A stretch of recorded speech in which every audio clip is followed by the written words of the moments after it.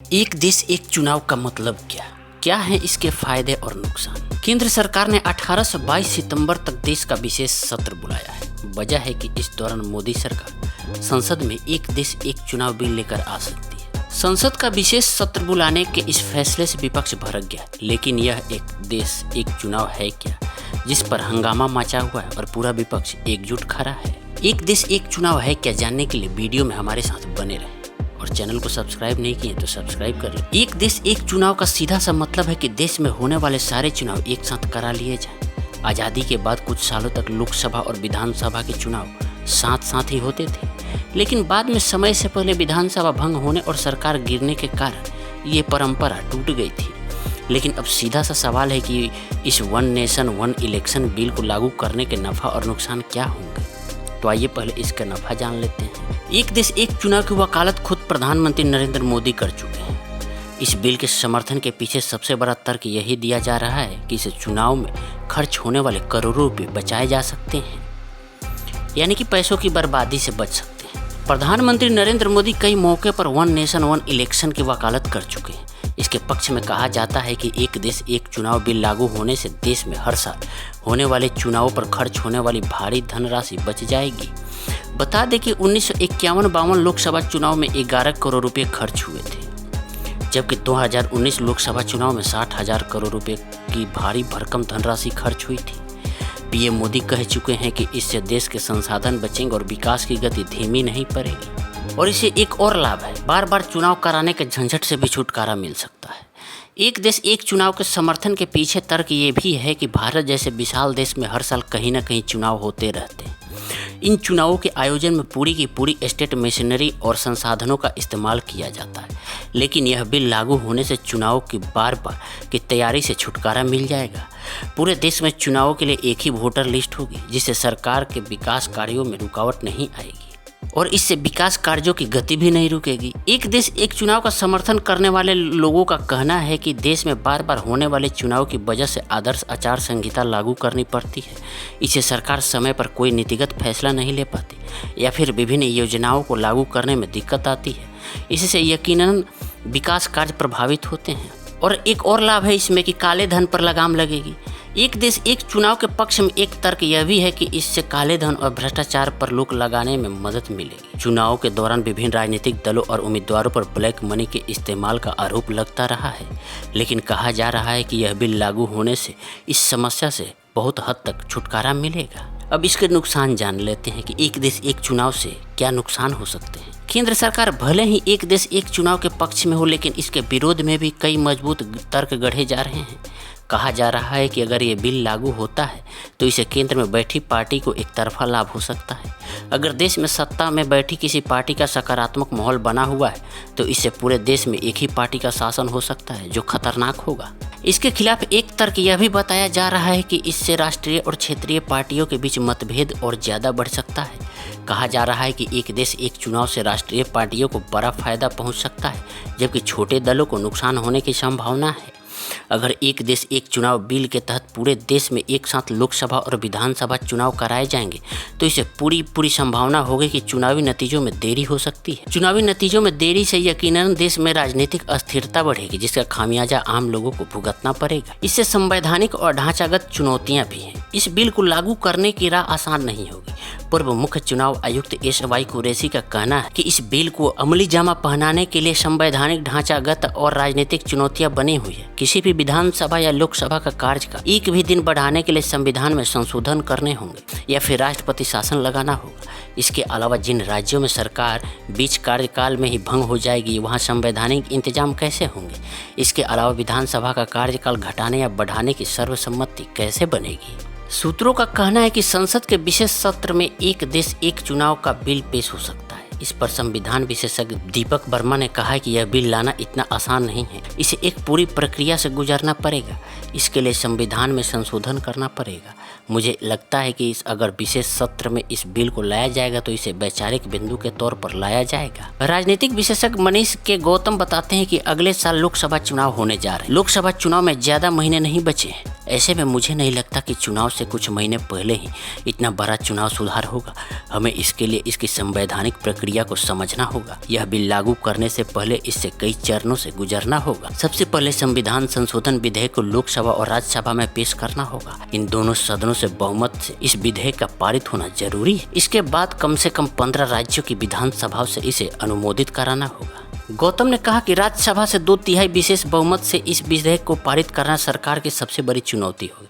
अगर इंडिया गठबंधन एक साथ आकर इस संशोधन विधेयक का विरोध करता है तो यह औंधे मुंह गिर जाएगा। संविधान विशेषज्ञ PDT आचार्य ने कहा कि संविधान के तहत लोकसभा और विधानसभाओं को 5 साल के लिए चुना जाता है। 5 साल की अवधि पूरी होने से पहले किसी सदन को भंग करने के लिए आवश्यक मंजूरियां लेनी होती है। केंद्र सरकार आर्टिकल 356 के तहत ही हस्तक्षेप कर सकती है। उन्होंने कहा कि सरकार की सिफारिश पर ही किसी असेंबली को कार्य का पूरा होने से पहले ही भंग किया जा सकता है, या फिर आर्टिकल 356 के तहत केंद्र की सरकार ही असेंबली को भंग कर सकती है।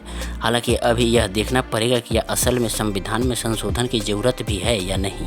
राज्य सरकारों का अहम रोल भी इसमें हो सकता है। आचार्य ने कहा कि संवैधानिक संशोधन आर्टिकल 368 के तहत होता है। अगर सदन में बहुमत के दम पर बिल पारित होता भी हो तो उसके बाद राज्य की मंजूरी लेना भी जरूरी है।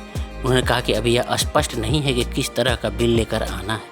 संविधान में साफ तौर पर लिखा हुआ है कि कार्यकाल खत्म होने से पहले असेंबली को केवल तभी भंग किया जा सकता है जब वहाँ की स्थानीय सरकार राज्यपाल से सिफारिश करे। केंद्र सरकार आर्टिकल 356 के तहत हस्तक्षेप कर सकती है, वरना नहीं। हाँ, सरकार को सत्र बुलाने का अधिकार है। दरअसल संविधान के अनुच्छेद 85 में संसद का सत्र बुलाने का प्रावधान है। इसके तहत सरकार को संसद के सत्र बुलाने का अधिकार है। संसदीय मामलों के कैबिनेट समिति निर्णय लेती है जिसे राष्ट्रपति द्वारा औपचारिक रूप दिया जाता है, जिसके जरिए सांसदों को एक सत्र में बुलाया जाता है। आज़ादी के बाद 1952, 57, 62 और 67 में लोकसभा और विधानसभा के चुनाव एक साथ ही होते थे। इसके बाद 1968 और 1969 में कई विधानसभाएं समय से पहले ही भंग कर दी गई। उसके बाद 1970 में लोकसभा भी भंग कर दी गई। इससे एक साथ चुनाव की परंपरा टूट गई। अगस्त 2018 में एक देश एक चुनाव पर लॉ कमीशन की रिपोर्ट आई थी। इस रिपोर्ट में सुझाव दिया गया था कि देश में 2 फेज में चुनाव कराए जा सकते हैं। पहले फेज में लोकसभा के साथ ही कुछ राज्यों के विधानसभा चुनाव और दूसरे फेज में बाकी राज्यों के विधानसभा चुनाव। लेकिन इसके लिए कुछ विधानसभाओं का कार्यकाल बढ़ाना होगा तो किसी को समय से पहले भंग करना होगा, और ये सब बगैर संविधान संशोधन के मुमकिन नहीं है। अब ये 5 अनुच्छेद क्या कहते हैं? अनुच्छेद 83 कहता है कि इसके मुताबिक लोकसभा का कार्यकाल 5 साल तक रहेगा। अनुच्छेद 83(2) में प्रावधान है कि इस कार्यकाल को एक बार में सिर्फ 1 साल के लिए बढ़ाया जा सकता है। तो अनुच्छेद 85 कहता है कि राष्ट्रपति को समय से पहले लोकसभा भंग करने का अधिकार दिया गया है। तो वहीं अनुच्छेद 172 कहता है कि इस अनुच्छेद में विधानसभा का कार्यकाल 5 साल का तय किया गया है। हालांकि अनुच्छेद 83(2) के तहत विधानसभा का कार्यकाल भी 1 साल के लिए बढ़ाया जा सकता है। अनुच्छेद 174 कहता है कि जिस तरह से राष्ट्रपति के पास लोकसभा भंग करने का अधिकार है, उसी तरह से अनुच्छेद 174 में राज्यपाल को विधानसभा भंग करने का भी अधिकार दिया गया है। तो वहीं अनुच्छेद 356 ये किसी राज्य में राष्ट्रपति शासन लागू करने का प्रावधान करता है। राज्यपाल की सिफारिश पर किसी राज्य में राष्ट्रपति शासन लागू किया जा सकता है। कुछ राज्यों के चुनाव लोकसभा चुनाव के साथ ही होते हैं। कुछ राज्यों में लोकसभा से कुछ महीने पहले होते हैं, तो वहीं कुछ राज्यों में लोकसभा चुनाव के कुछ महीनों बाद ही चुनाव होते हैं। ऐसे में कुछ राज्यों में विधानसभा समय से पहले भंग करके और कुछ का कार्यकाल बढ़ाकर लोकसभा चुनाव के साथ ही चुनाव कराए जा सकते हैं। ये कैसे हो सकता है? अब मान लीजिए मध्य प्रदेश, छत्तीसगढ़, राजस्थान, मिजोरम और तेलंगाना में विधानसभा चुनाव लोकसभा चुनाव से कुछ महीने पहले होने। इसी तरह आंध्र प्रदेश, अरुणाचल प्रदेश, हरियाणा, महाराष्ट्र, ओडिशा और सिक्किम में चुनाव लोकसभा चुनाव के कुछ महीनों बाद होंगे। ऐसे में जिन राज्यों में पहले चुनाव होने हैं उनका कार्यकाल बढ़ाया जाए, और जहां बाद में चुनाव होने हैं वहां समय से पहले विधानसभा भंग कर दी जाए। फिर अप्रैल मई में लोकसभा चुनाव के साथ ही यहाँ विधानसभा चुनाव हो सकते हैं। विकल्प 2, कई राज्यों में विधानसभा चुनाव लोकसभा चुनाव के 2 साल बाद खत्म होती है। ऐसे में 2 फेज में चुनाव कराए जा सकते हैं। पहले फेज में लोकसभा के साथ ही कुछ राज्यों के विधानसभा चुनाव हो जाए और दूसरे फेज में बाकी बचे राज्यों के चुनाव हो जाए। ऐसा होता है तो 5 साल में 2 बार ही विधानसभा चुनाव होंगे। ये कैसे हो सकता है? असम, बिहार, गोवा, गुजरात, हिमाचल प्रदेश, झारखंड, कर्नाटक, केरल, मणिपुर, मेघालय, नागालैंड, दिल्ली, पुडुचेरी, पंजाब, तमिलनाडु, त्रिपुरा, उत्तर प्रदेश, उत्तराखंड और पश्चिम बंगाल में होने विधानसभा चुनाव और लोकसभा चुनाव में 1 से 2 साल का अंतर है। ऐसे में इन राज्यों में दूसरे फेज में चुनाव कराए जा सकते हैं। विकल्प 3। लॉ कमीशन ने अपनी रिपोर्ट में सुझाव दिया था कि अगर एक साथ चुनाव नहीं कराए जा सकते तो फिर एक साल में होने वाले सभी चुनाव साथ में करा दिया जाए। इससे साल में बार बार होने वाले चुनाव से बचा जा सकता है। अब ये कैसे हो सकता है? हमारे देश में हर साल औसतन 5 राज्यों में विधानसभा चुनाव होते हैं। इन सभी राज्यों में विधानसभा का कार्यकाल अलग अलग महीनों में खत्म होता है। इस वजह से साल भर कहीं ना कहीं चुनाव का माहौल रहता है। ऐसे में इन सभी राज्यों में एक साथ ही चुनाव करवा दिए जाएं। साथ चुनाव कराने पर भी 2 तरह की संवैधानिक दिक्कतें आ सकती है। पहली तो ये कि चुनाव में किसी एक पार्टी का या गठबंधन को बहुमत नहीं मिला तो फिर क्या होगा, और दूसरी समस्या ये कि कार्यकाल पूरा किए बगैर ही सरकार समय से पहले गिर गई तो फिर से एक साथ चुनाव वाली स्थिति बिगड़ जाएगी। लेकिन लॉ कमीशन ने इन दोनों समस्याओं को लेकर भी सुझाव दिए हैं। पहली वाली दिक्कत यानी बहुमत न मिलने की स्थिति पर यह सुझाव है कि चुनाव के बाद राष्ट्रपति या राज्यपाल सबसे बड़ी पार्टी या गठबंधन को सरकार बनाने का न्योता दे। अगर फिर भी सरकार नहीं बन पाती है तो मध्यावधि चुनाव कराया जाए, लेकिन चुनाव के बाद वो सरकार तब तक के लिए ही बनेगी जितना कार्यकाल बचा होगा। ऐसी सरकार का कार्यकाल 5 साल नहीं होगा।